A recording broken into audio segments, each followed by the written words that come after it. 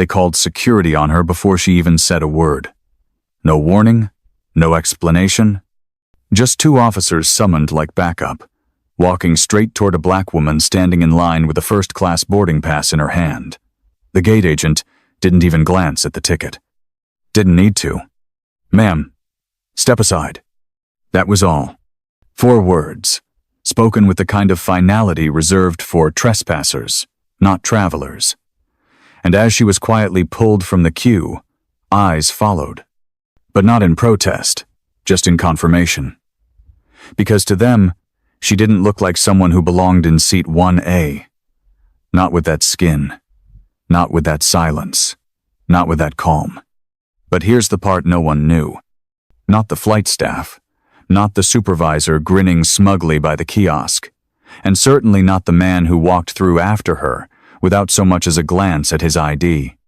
The woman they just tried to remove didn't buy the ticket to first class. She bought something else. Something bigger. And when you find out what it is, you'll understand why no one on that flight ever flew the same again. This isn't a story about race. This is a story about power. The kind you never see coming. The kind they didn't see standing right in front of them. So now ask yourself, what happens when the person you try to silence turns out to own the silence itself? Who is she? Why didn't she fight back? And what did she come here to do? Drop your theories in the comments. Tell us where you're watching from. And if you believe justice doesn't always come in loud voices, hit that subscribe. You'll want to be here when the truth lands. The sun hadn't fully risen over the city skyline when Selena Hart arrived at the terminal. It was 5:43 a.m. Early, even by airport standards. But the line for priority access was already forming. Selena stood slightly apart from it, not because she didn't belong, but because she had learned long ago that proximity often invited scrutiny.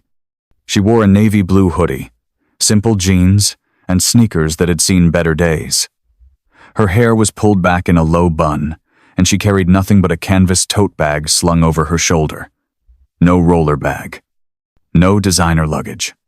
Just her and the quiet resolve of someone who had traveled alone many times, for reasons far more important than a vacation. As she approached the priority access queue, a slim, well-dressed employee at the head of the line eyed her with a flicker of hesitation.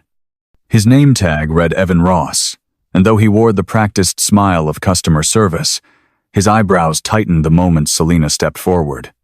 "Hi there," he said, tilting his head slightly. "This lane is for executive and first-class travelers."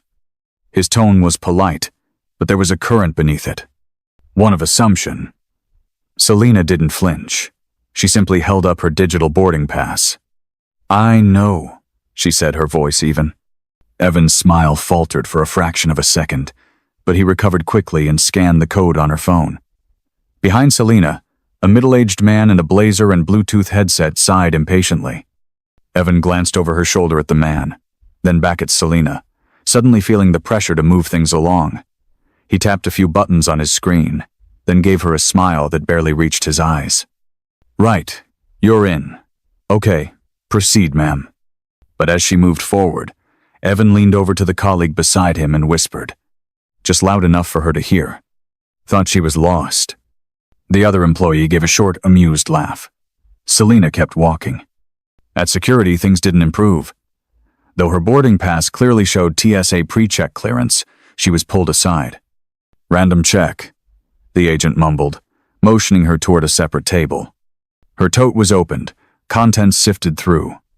Travel-sized toiletries, a book, a sealed envelope, and a single folder with a red string clasp. The agent paused on the envelope. "What's this?" "Legal documents," Selena said calmly. "Private." "You a lawyer or something?" he asked, flipping it over. "Not exactly," she replied. After a moment, the agent shrugged and waved her through. In the background, the line moved smoothly for others. Men in suits, couples with designer luggage, an elderly woman with a diamond necklace that caught the overhead lights. Selena noticed the pattern but didn't react. She'd grown used to it. The way the system searched harder when you didn't look the part. The way assumptions trailed you like shadows in fluorescent light. She reached the gate with time to spare. Gate C9, according to the screen, and took a seat in the corner of the waiting area. She didn't check her phone, didn't scroll or call or text. Instead, she placed the tote beside her, pulled out the sealed envelope, and rested it on her lap. It was heavy, metaphorically speaking. Inside it, the details of a financial transfer that had the potential to alter the future of one of the biggest airline mergers in North America. She didn't look the part, but she was the deciding vote. A child in a stroller nearby stared at her. Selena offered a small smile. The child's mother glanced up, caught her gaze, and quickly turned the stroller in the opposite direction.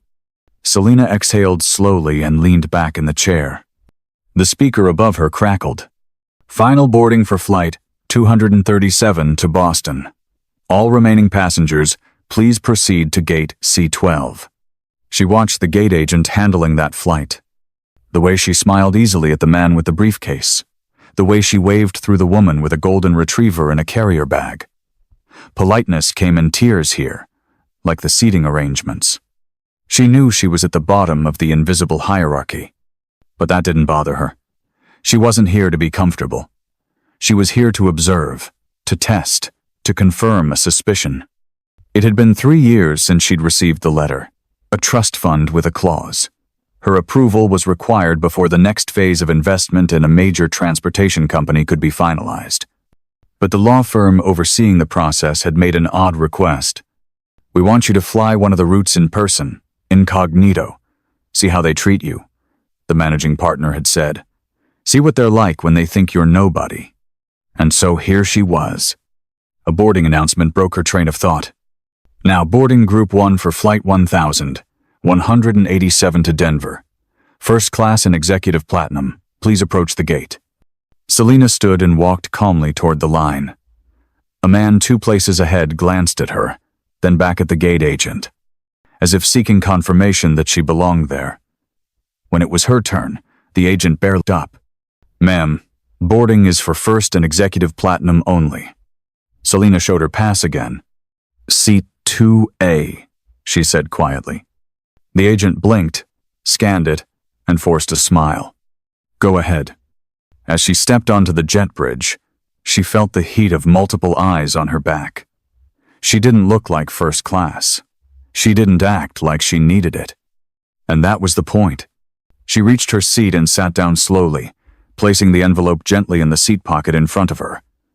The man in 2B gave her a polite nod, then returned to his email. The overhead bins slammed shut. The engine hum began. And Selena, for the first time that morning, allowed herself a small breath of control. Let them keep watching. They had no idea what this flight really meant. The hum of the aircraft deepened as the boarding door closed, with a dull finality, sealing in the hierarchy that had been carefully constructed in the space between seat numbers. Selena sat in 2A near the window, her tote tucked carefully beneath the seat in front of her, and the sealed envelope resting flat across her lap like an anchor. The man beside her, dressed in a heather gray sports coat and designer glasses, offered a faint smile without speaking, then resumed tapping at his tablet, clearly preoccupied. The cabin lights dimmed slightly as the flight attendants moved briskly through the aisle, closing bins and counting heads, their eyes skimming over Selena like she was an unverified barcode in a sea of premium purchases. One of them, a woman with a sleek bun and a name tag that read Megan Price, paused just briefly when she reached row 2, scanning both seats. Her expression was neutral, but not warm. Her smile practiced, but not given freely. Good morning, she said, with a tone that didn't rise. Selena responded with a polite nod, receiving none in return. A minute later, the cabin supervisor stepped through the aisle with a clipboard, pausing just long enough beside their row to whisper something to Megan. Both glanced at Selena before continuing toward the cockpit. As the plane began to taxi, Selena felt the subtle shift in attitude. Not overt, not dramatic, but unmistakably intentional. A bottle of water was handed out to passengers in row 1, then row 3. Row 2 was skipped. Megan passed her twice, each time offering items to other passengers but never looking directly at her. Selena kept her gaze on the window, her fingers gently brushing the edge of the envelope, but she registered every move. In a world built on control, power often lived in the smallest decisions. And right now, someone had decided to make her invisible. When the beverage cart rolled down the aisle after takeoff, Megan stood stiffly by as the junior attendant asked Selena what she'd like to drink. "Just water," Selena replied. The attendant looked hesitant, then leaned toward Megan and whispered something. Megan whispered back, then turned to Selena with a thin smile. "Unfortunately, ma'am, complimentary beverage service isn't included in your class of ticket," she said. Selena raised an eyebrow but didn't argue. "Even for first class?" she asked calmly. Megan blinked, glanced down at her manifest, then hesitated. "I'll check with the cabin manager," she said shortly, and moved on without another word. The man in 2B shot her a confused look. "I thought drinks were included in first," he asked, no one in particular. Selena didn't answer. A few rows up, a baby began to fuss. The sound was soft at first, but quickly became a full wail. The flight attendant offered the mother a warm smile, brought a blanket, then offered to heat milk. The contrast stung. Not because Selena expected to be coddled, but because the script of hospitality was being edited in real time to exclude her. Moments later, another flight attendant returned with a warm cloth and offered it to her seatmate, asking if he needed anything else. Declined. Selena was not addressed. She remained still, fingers resting on the envelope, the weight of the paper heavier now. She didn't know all the players behind this flight, only the structures, but already she recognized the pattern. Power tested people not when they were loud, but when they were quiet. And right now, they thought she was failing to make noise. Or so, they thought. About halfway through the flight, the lead cabin manager, a tall man named Landon Chase, stopped at her bow, knelt slightly, and asked for her boarding pass. "We've had a seating issue reported from ground crew," he said without preamble. "Would you mind if I rescan your credentials?" Selena held up her phone, unlocking it with a touch and showing the boarding pass once more. Landon stared at it for a few seconds longer than necessary. Then with a strange look, he said, "Strange. It must have been a sync error. I'll make a note." No apology, no clarification. Just a vague suggestion of some invisible glitch that somehow justified singling her out. When he stood and walked away, Megan returned seconds later, kneeling down with an overly bright smile. "We've adjusted your record, ma'am," she said, as if the record had ever been the problem. Then she added in a quieter tone, "Let us know if you need anything." But Selena didn't respond. She glanced out the window instead, watching the clouds split and rejoin like cells under a microscope. She had flown this route before. Years ago, back when she was still a teenager traveling for the first time to attend a funeral across the country. That trip had changed her life. It was the moment she learned the world didn't hand you respect. It waited to see how much you'd endure before it considered you worthy. And sometimes even then, it decided against you. The memory lingered now like vapor. Just as the seatbelt light pinged on again, Megan returned to Selena's row and crouched slightly beside her. "Apologies," she said in a rehearsed tone. "It seems your seat assignment may have been changed during boarding. Would you mind moving to 17D? We've had a request to rearrange for weight balance." Selena turned toward her with a measured look. "Weight balance?" she repeated. Megan nodded, her smile tightening. "Yes, ma'am. Just protocol." Selena looked at her calmly, said nothing, then leaned back in her seat. "I'll stay where I am." The smile froze on Megan's lips. She opened her mouth to respond, but before she could speak, the intercom crackled again. "Ladies and gentlemen, we're expecting mild turbulence. Please remain seated and keep your seatbelts fastened." Selena exhaled slowly. No further attempt to relocate her was made. The turbulence never came. Time stretched. People napped, typed, whispered. Selena stayed silent, unmoving, the envelope untouched. The real turbulence, she knew, was only just beginning. And when it arrived, it wouldn't come from the sky. It would come from the ground they thought they stood on. The hum of the cabin settled into a mechanical rhythm, the kind of background noise most passengers tuned out as they slipped into naps, soft movies, or overpriced audiobooks. But Selina Hart wasn't tuning out. She was cataloging. Every word, every glance, every selectively skipped offer of service was quietly stacked into a mental archive that she'd learned to build ever since she was old enough to notice the difference between being seen and being served. The silence was never empty. It was full of decisions, and the ones happening around her weren't accidents. They were rehearsed, calculated, and worse, they were comfortable for the people performing them. Megan Price returned again, this time with warm towels in a silver tray, offering them with a pleasant, "Here you go," to rows 1, 3, and even 4 behind her. Selina's row was skipped. No explanation, no acknowledgement, not even eye contact. The man beside her had long since buried himself in his work, perhaps too uncomfortable to notice, or too used to the fact that comfort like this often came at someone else's expense. Selina didn't ask for the towel. She never did. She just sat quietly, staring at the tray as it passed her again like a ghost ignoring the living. 20 minutes later, the scent of warming bread filled the cabin. First-class meal service had begun. Metal carts clicked and slid between rows, draped in cloths to make them look elegant, though Selina knew it was still the same process behind the scenes. Warm plate, serve, remove. Megan reappeared now with a menu and a forced smile. She stopped at 2B, presented the options with a flourish, and wrote something neatly onto her pad. Then she stepped past Selina, as if she were a spare coat hanging on the armrest. The cart rolled forward. No menu, no question. Selina waited, counted 3 rows served before she cleared her throat gently. Megan turned her head but didn't approach. "Was I skipped for meal service?" Selina asked, her voice low and steady. Megan walked back with mechanical patience. "Oh, I wasn't sure you were eligible," she said with a slight laugh, the kind that carried condescension cloaked in fake charm. "Sometimes these assignments get complicated." Selina tilted her head. "I'm in 2A, she said, her tone even but her eyes sharp. "There's nothing complicated about that."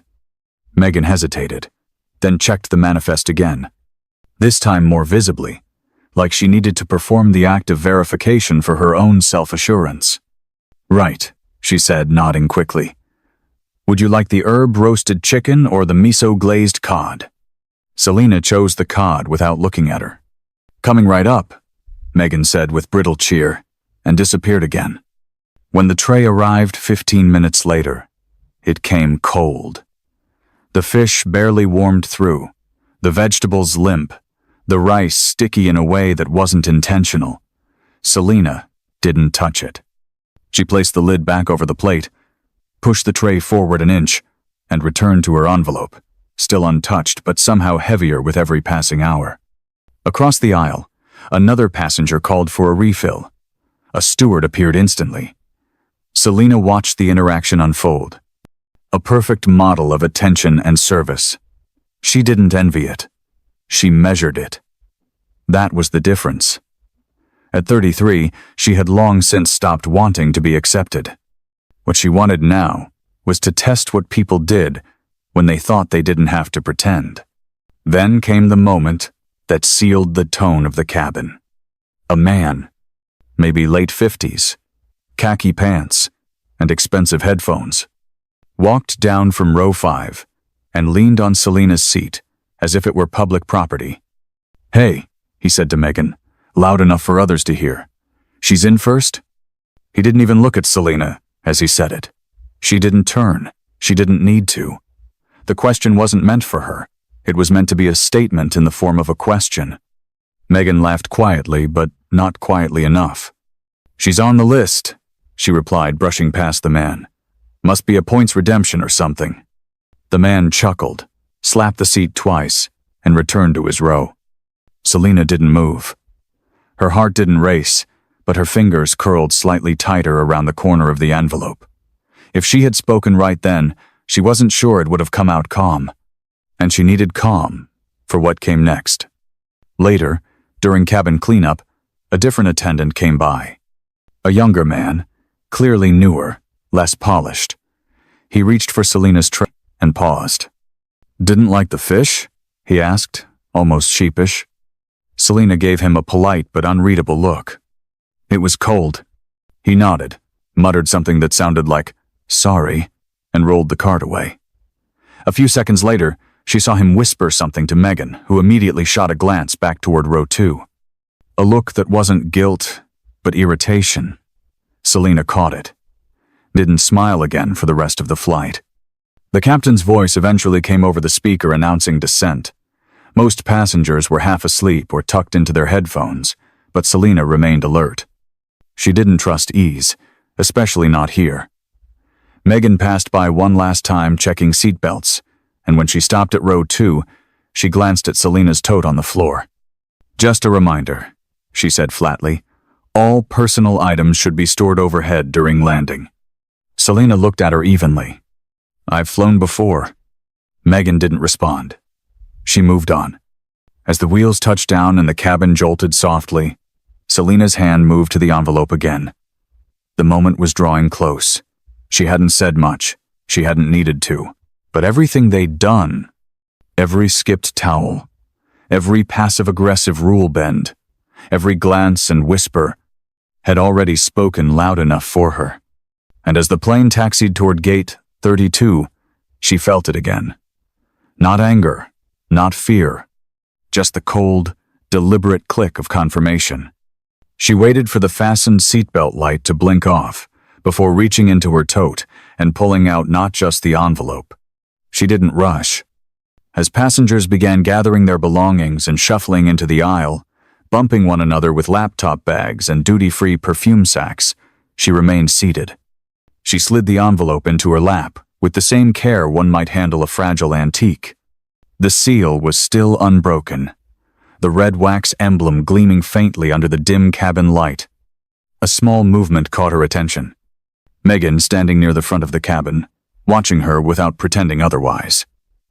There was no more veil of customer service now. The flight was over. The show ended, and all that remained was the lingering tension of a power dynamic that had yet to fully reveal itself. Selena waited until the aisle cleared slightly before she stood, her canvas tote over one shoulder, the envelope in hand. She walked slowly, intentionally. At the threshold of the aircraft, the captain had stepped out. Standard protocol for first-class deplaning. He was smiling at the other passengers, thanking them, nodding politely. When Selena reached the doorway, his smile faded slightly. "Safe travels," he said with a pause. Selena nodded, but didn't return the pleasantry. She stepped into the jet bridge, the cool air greeting her like a transition cue. Halfway down the corridor, a uniformed airport agent stepped into her path. "Miss Hart?" he asked, clipboard in hand, earpiece snug. Selena didn't blink. "Yes." The man gave a polite nod. "We've had a request to verify your final destination before releasing your luggage. Just a routine update." Selena's lips twitched. Not into a smile, but something resembling disbelief. "You need to verify where I'm going," she repeated. The agent glanced down at his clipboard. "Yes, ma'am. It seems there was a reclassification in your reservation. You were listed under a flag status code 19B. Internal override required." Selena took a small step forward. "Who filed that code?" she asked, voice sharp now, each syllable landing with clarity. The agent hesitated. "It doesn't say. Might have been auto-generated."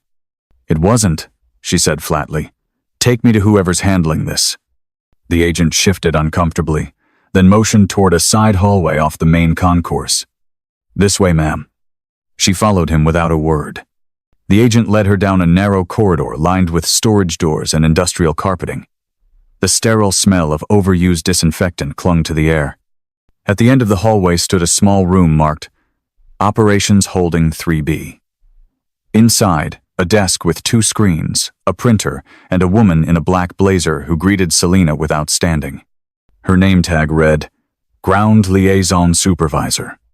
"Miss Hart." she said crisply.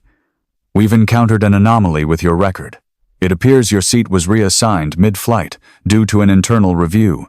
The system flagged your reservation as irregular. Possibly an accidental upgrade." Selena placed the envelope down on the desk gently, not opening it yet. "Irregular how?" she asked. The supervisor, Monica Blake, tapped on her keyboard. "It says the ticket originated from a legacy voucher source tied to a retired loyalty program no longer recognized by our current system." Selena raised an eyebrow. "So your system no longer recognizes its own assets?" Monica paused.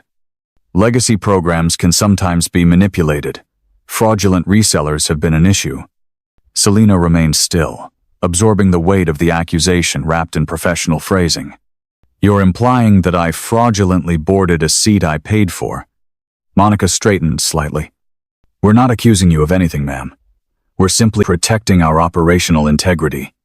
Selena stared at her for a long moment, then reached into her tote bag and pulled out a black leather wallet. She slid out a slim card and placed it next to the envelope. It was platinum embossed and bore a serial number.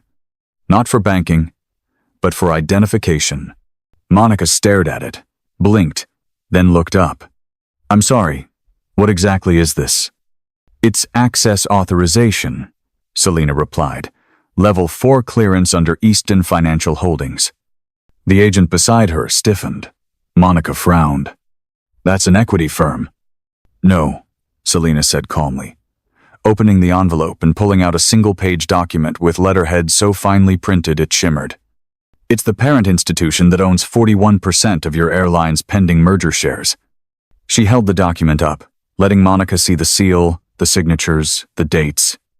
"This is a binding disclosure agreement. I'm the listed witness and final signature before compliance release." The room shifted. Not physically, but energetically.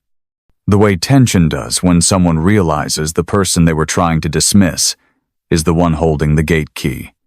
Monica's mouth opened slightly. "I was informed." "Of course not," Selena cut in. "Because this flight was never about public disclosure. It was a real-world test. Anonymous engagement from the only person authorized to validate the trust release clause. I'm here as a verifier, not a VIP." Silence stretched. The operations agent shifted his weight, clearly re-evaluating everything that had just occurred over the last 6 hours. Monica straightened her back again, this time out of formality, not power. "Miss Hart, we'd like to offer—" "No," Selena interrupted. "You offer anything. You'll report everything." She turned toward the agent. "Where's my bag?" "In holding bay D2, ma'am. I can escort you." Selena nodded, picked up the envelope and card, and exited the room without another word. The hallway felt colder now, the sterile air more noticeable against her skin. The agent trailed behind her, radioing quietly as they made their way to the baggage level. When they arrived, the carousel was empty. In the corner, her canvas tote had been placed next to a steel bin with a yellow tag attached. "Unverified item, limited access." She picked it up wordlessly. A zipper had been pulled halfway open. She checked the folder inside. Pages slightly bent. Not missing, but touched. She looked at the agent. "Was this opened?" I don't know, ma'am. It shouldn't have been." She zipped the tote and slung it over her shoulder. "Get your supervisor," she said. "Now." He nodded and stepped away. Selena turned to face the far wall, where a thin window showed the edge of the runway. Planes took off every 3 minutes. Everything outside looked orderly, but the real turbulence had already started. Beneath the surface, between the lines, behind the smiling service grins and the ma'ams that hid the truth of what people thought they were allowed to control. She knew she couldn't fix the system in one flight. But she also knew the hallway outside the baggage area was lined with industrial gray walls, fluorescent lighting that flickered ever so slightly, and the faint scent of cleaning chemicals that clung to the air like residue from too many apologies. Selena stood alone, tote over her shoulder, her fingers gripping the strap tighter than she realized. Her breath was even, but her mind was no longer calm. It was focused. She heard footsteps before she saw the man. He turned the corner briskly, wearing a tailored Navy suit and a silver name badge that read, Graham Pierce, Zone Manager. He extended a hand, but Selina didn't take it. She simply gave him a look, not hostile but uninviting, and said, "You opened my bag." Graham's smile faltered, then returned with a professional gloss. "We had to ensure the item inside wasn't a safety concern." "A sealed envelope marked with a legal insignia?" she replied. "That was your safety risk?" Graham gestured toward a nearby private room. "Would you mind stepping in so we can clarify a few matters?" Selina didn't move. "You mean so you can control the conversation in private?" He blinked, then cleared his throat. "Our system flagged you as a behavioral concern." "Because I refused to change seats?" Selina asked, her voice low, steady, and sharp. Graham hesitated. "We received a report that your demeanor toward cabin crew was measured. Non-compliant," she offered. "Potentially confrontational," he finished. "Protocol requires we note such cases for future travel records." Selina stepped closer, her eyes locked onto his. "You're trying to rewrite the facts," she said. "Not because I was aggressive, but because I didn't yield." Graham looked over her shoulder, scanning the hallway like he wanted an exit from this conversation more than a resolution. "Look, Miss Hart, we can file an incident summary or let this pass, but I do recommend we de-escalate." Selina's laugh was soft, nearly silent.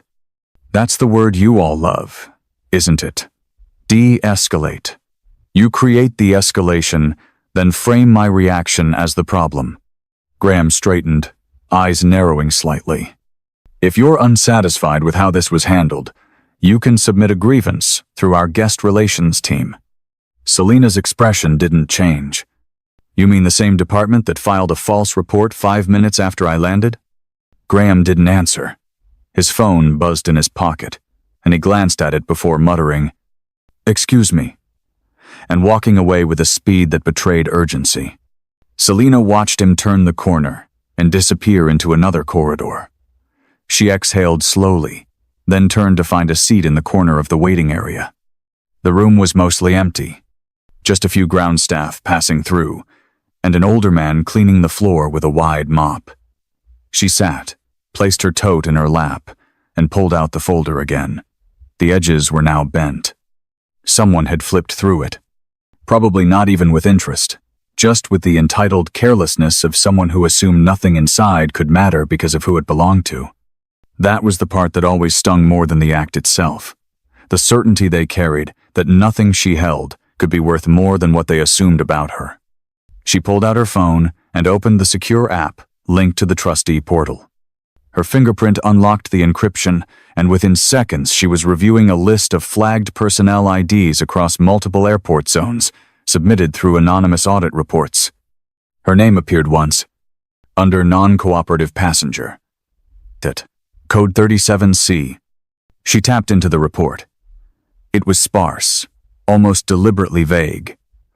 Subject questioned authority, refused cabin instructions, escalated verbal tone, declined relocation, withheld personal documentation. None of it was true. All of it was just enough to justify the treatment. Not punishment, not even discipline, just exclusion. She closed the app and leaned back, letting her head rest against the cold wall behind her. The overhead speaker called out names for baggage claim assistants and paging agents. No one called hers. No one needed to. She wasn't meant to be served here. She was meant to be erased silently. The strategy wasn't confrontation. It was corrosion. Bit by bit, they chipped at the perception of her value. Not with slurs or shouting, but with withheld towels, silent menus, misfiled flags, and cold fish. They hadn't screamed that she didn't belong. They just wanted her to doubt that she ever did.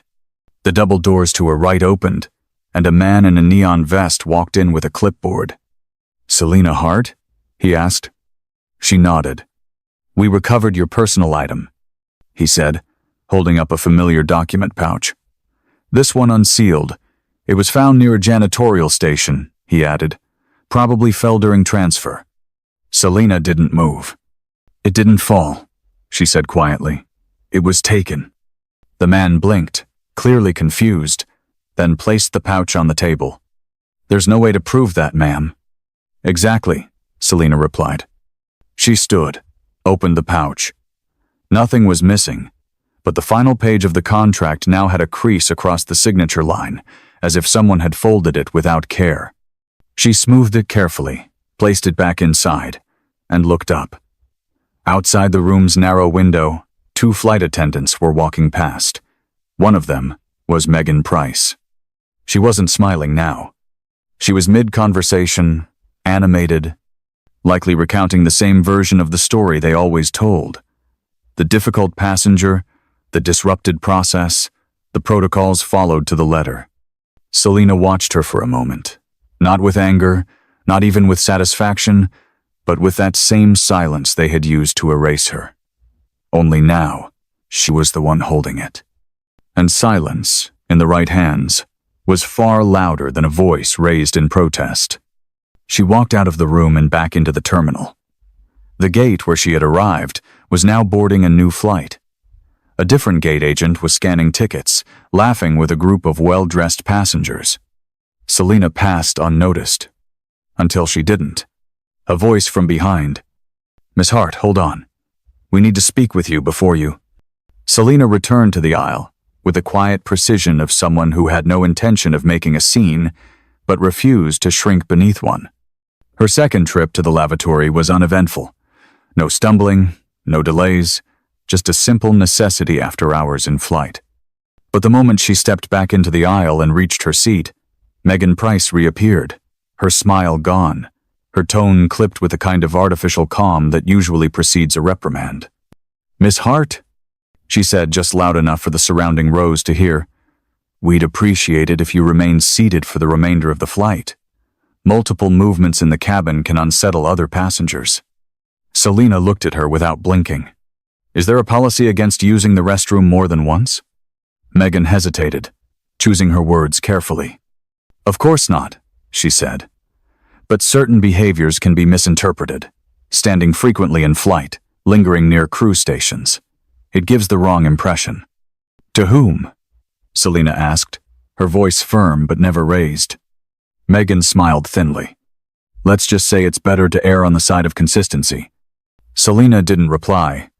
She sat down, buckled her belt, and stared out the window as the aircraft began its initial descent into the city. The seatbelt light chimed. Flight attendants prepared for landing. The final cabin announcements echoed overhead, masked in professional neutrality. But as the plane taxied toward the gate, Selina noticed the shift in posture among the crew. Megan kept glancing toward the front. Another flight attendant exchanged a look with her near the galley. A brief nod, followed by a murmured comment into a headset. Selina's jaw tensed. She knew that language. It was procedural, not personal. And that made it worse. Protocol didn't need malice to cause harm. It just needed permission. And here, it had been given freely. When the plane reached the gate, the chime for seat release barely had time to sound before 2 uniformed figures stepped into the cabin. They weren't police. Not technically, but they wore the badge of airport security. A different flavor of control, more discreet, but no less absolute. They moved with practiced ease, scanning the first rows as if reading a checklist, stopping directly at row 2. "Miss Hart," the taller one asked, eyes professional but not unkind. "We'd like you to step off with us. Just a few things to verify." Selina didn't move immediately. "Is there a problem with my travel documents?" she asked. "No, ma'am," the second officer answered. "We've been asked to follow up on a passenger report. It's a quick process." "What kind of report?" she asked again, her tone unshaken. "Concerns were raised regarding in-flight behavior," the first said. "Specifically, movement during secure cabin phases, reluctance to comply with seat directives, and interactions perceived as confrontational." Selina stood slowly. "So I'm being detained for walking to the bathroom and refusing to be ignored." "No one's being detained," the officer replied. "We're just conducting a soft screening." The language was deliberate. Designed to sound benign, Selena knew better. She turned to retrieve her tote from under the seat, noting that Megan was watching her with an expression that feigned concern but lacked regret. The other passengers pretended not to notice, though a few glanced over their shoulders, trying to look casual while recording the moment with their eyes. Selena slung the tote over her shoulder, pressed the envelope flat against her side, and followed the two officers down the aisle and out of the aircraft. The jet bridge was quiet, except for the echo of their footsteps. Outside, the terminal lights glared fluorescent white through the observation windows. One officer stayed slightly ahead, the other at her side. No cuffs, no force. Just a gentle ushering through space designed to feel polite while still asserting control. They stopped near a service door beside a cleaning station. "This way," one said, opening it to reveal a private corridor flanked by gray walls and signage that only employees normally saw. At the end was a small room with frosted glass, 2 chairs, and a desk. A woman in a blazer was already seated inside, typing into a monitor. She looked up as they entered. "Miss Hart, I'm Officer Dana Reyes, Liaison for Post-Arrival Compliance. May I see your identification?" Selena reached into her bag and handed over her state-issued ID and boarding pass. Reyes scanned them both, her fingers moving across the keyboard, eyes flicking back and forth as a screen loaded. "We have a note here, logged by flight staff. Not a formal report, just an internal flag. Said you expressed resistance to cabin protocol and that your conduct caused discomfort to surrounding passengers." Selena leaned forward slightly. "Did they list which passengers?" "No, ma'am," Reyes said. "And for reasons they're not required to." "So the accusation is anonymous," Selena said. "And I have no chance to respond to it before being pulled into a holding room." "It's not a holding room, ma'am," Reyes said carefully. "It's a courtesy screening location." Selena smiled, but it didn't reach her eyes. "Language is impressive," she said. "You've made this sound like hospitality." Reyes didn't answer. The door opened again. A man stepped in. Early 40s, suit without a tie, holding a folder and a tired expression. "Miss Hart," he said. "I'm Nathan Cross with Guest Operations Oversight. I reviewed the incident log and would like to clarify a few entries with you directly." "Incident?" Selena asked. "I used the lavatory and declined a cold meal." Nathan nodded, clearly uncomfortable. "Yes.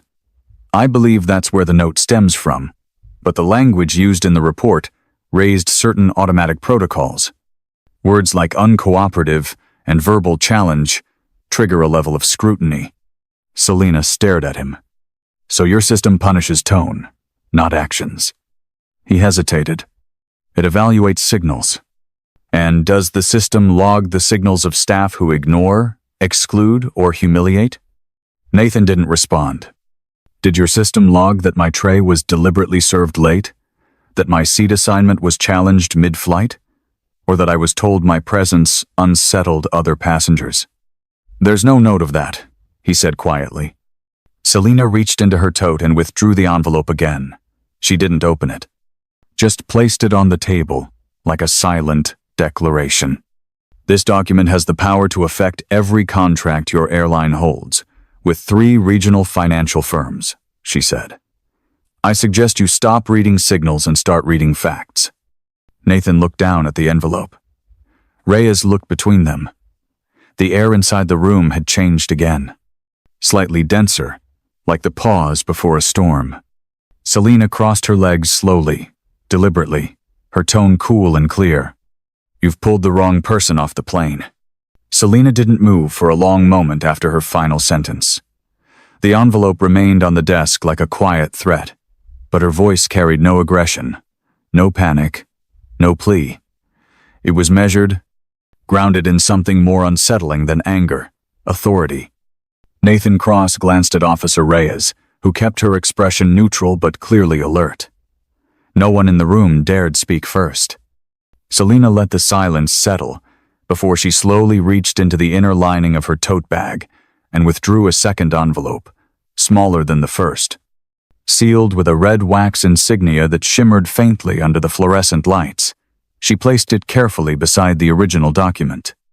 "This," she said, tapping it with one manicured finger, "is a signed legal directive from the Easton Trust Governance Board. It grants full discretionary override to any asset interference, including personal detainment, document access, or behavioral classification logged under false procedural claims." Nathan blinked. "I'm sorry. Easton Trust?" Selena's eyes met his. "You know the name," she said. "Your airline's second largest stakeholder knows it better."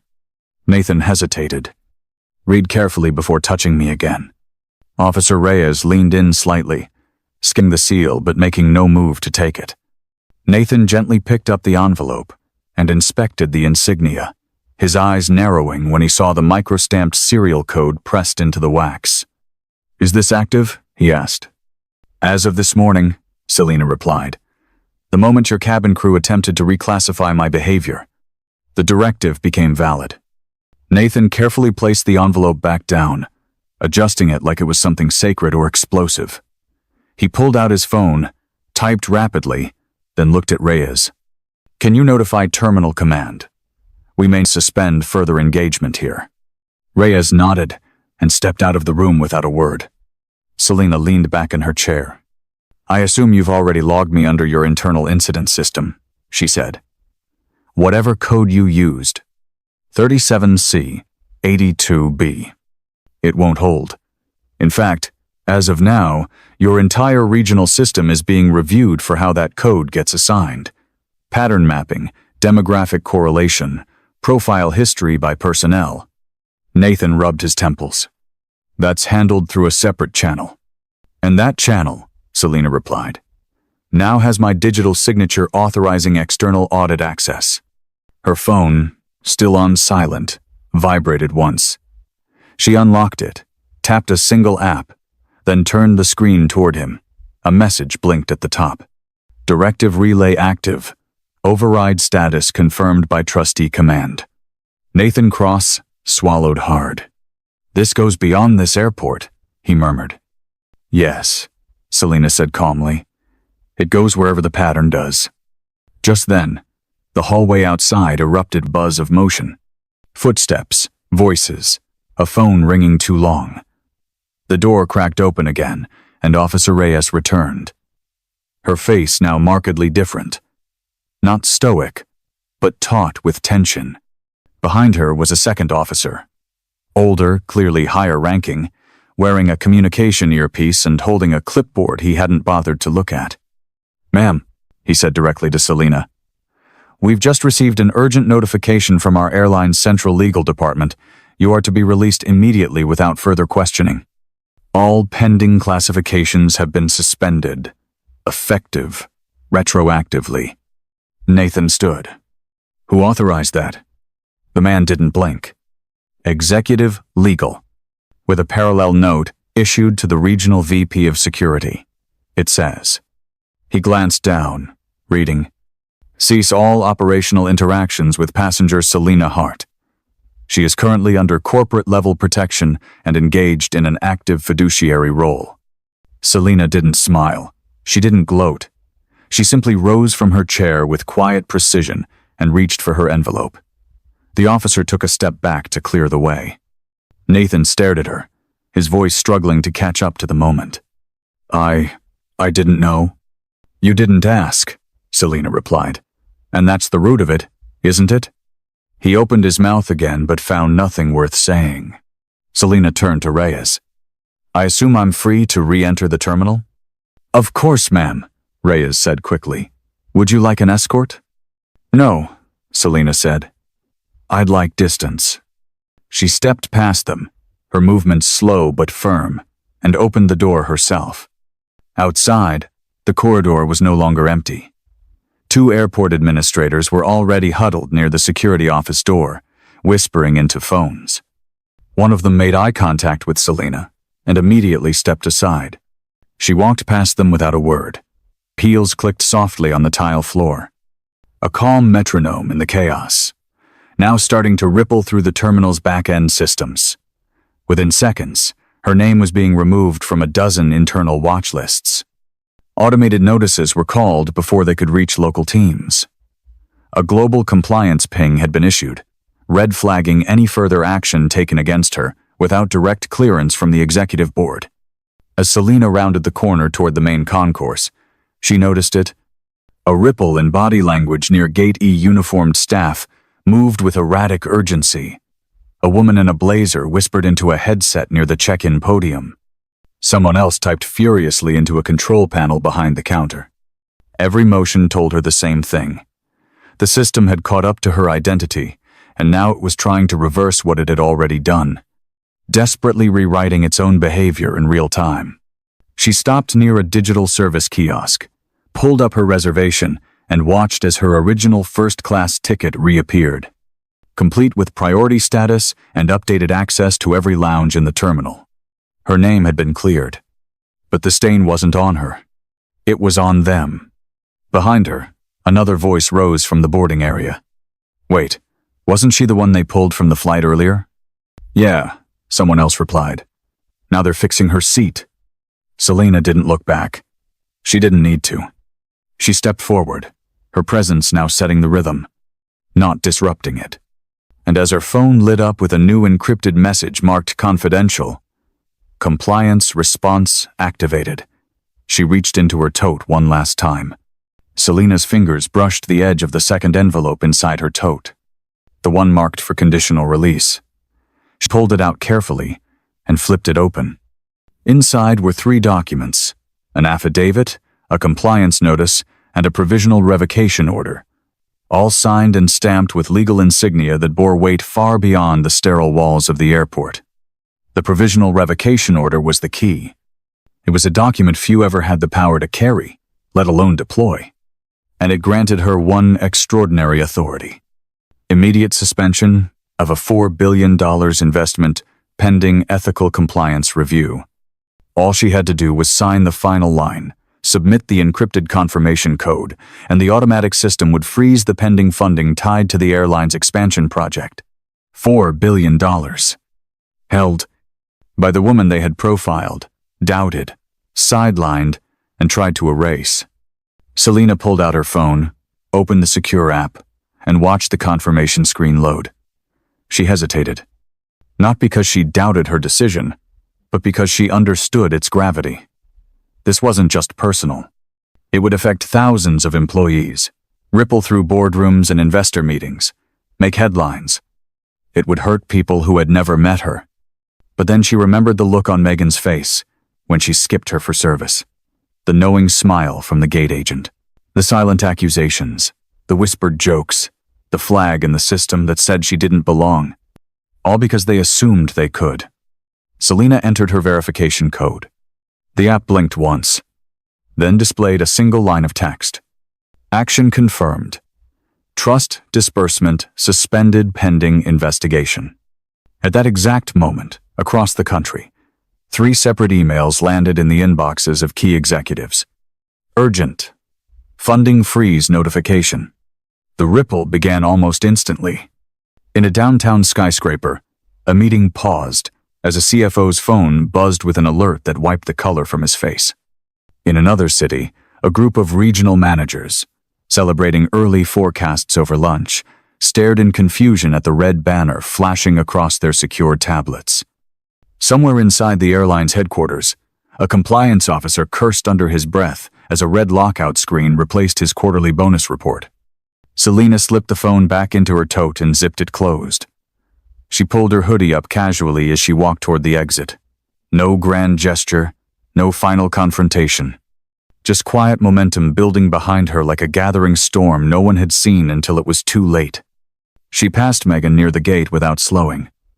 The flight attendant glanced up, caught sight of her, and stiffened, confusion flickering across her features. Confusion that would later deepen when she learned that the problem passenger had triggered the worst financial audit in the airline's recent history. Selena didn't need to say a word. The system would do the talking now. She walked through the terminal like a ghost moving through a house that no longer belonged to its former masters. TSA agents shifted awkwardly at their stations. Ground staff stopped whispering when she passed. Managers barked into radios with clipped urgency.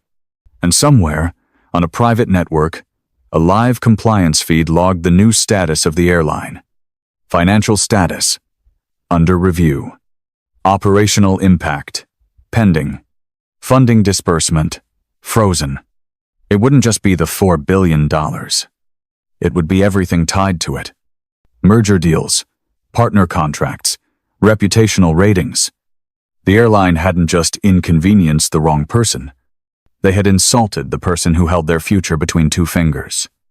As Selena reached the curb where rideshare drivers waited, she slipped her phone out once more and called a number marked Private Counsel. It rang once. Status? The voice on the other end asked crisply. Confirmed, Selena said simply. There was a pause. Proceed to phase 2? Selena glanced back over her shoulder at the sprawling glass facade of the terminal, gleaming and hollow under the afternoon sun. Not yet, she replied. Let them feel it first. She ended the call, without waiting for a reply, slid into the back seat of a waiting car, and pulled the door shut. As the vehicle pulled away from the curb, Selena leaned her head against the window and let herself smile for the first time that day. It wasn't just about the $4 billion. It was about the principle, the unspoken rule she had decided to shatter. You don't get to decide who belongs. Not anymore. And now, every gate, every counter, every executive meeting would carry the weight of that lesson, whether they ever admitted it or not. She hadn't raised her voice. She hadn't made a scene. She hadn't needed to. She had simply done what they never expected. She made herself undeniable.